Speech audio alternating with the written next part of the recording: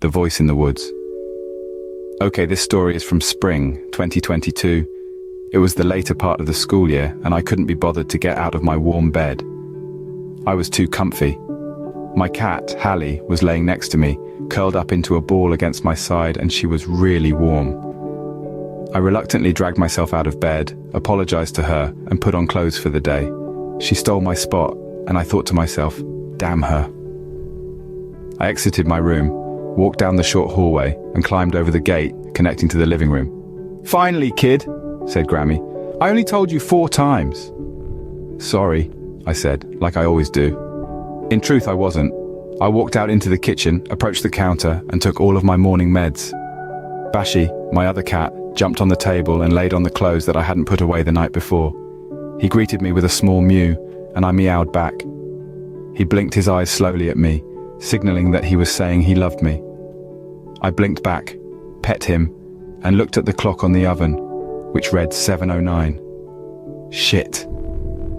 I quickly walked into the entryway, pulled on my shoes, fumbled with the laces, and stood up. I grabbed my backpack and wrangled the straps onto my shoulders. "All right, I'm heading down," I yelled, hoping that at least my gran wasn't sleeping. "Okay, have a good day, pumpkin." I jerked the door handle down, swung open the door, and slammed it shut. I paced down the driveway and stopped where it met the road. The wind whipped against my already sensitive face. The roar of the river was louder than normal, but not deafening. My body was already cold. As I was wearing thin clothes, I could smell the pine on the chilling air and the morning dew on the newly paved road. It smelled like dead fish.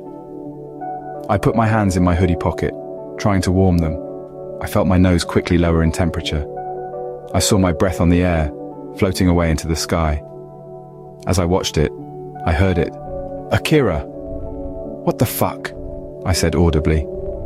It was the sound of my grandfather howling my name as if I was lost and he was looking for me. I knew that it was definitely not my grandfather because he was inside watching the news.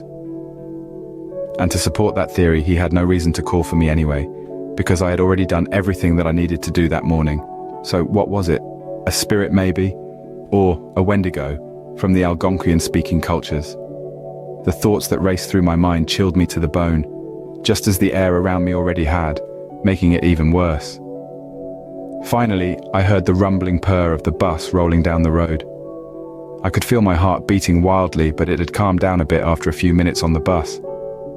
I felt dizzy with fear, an odd phenomenon, but I paid no attention to it at the time. It has spoken to me since, in my grandmother's voice as well. I hope I don't hear it ever again, but you never know. This experience has haunted my soul ever since.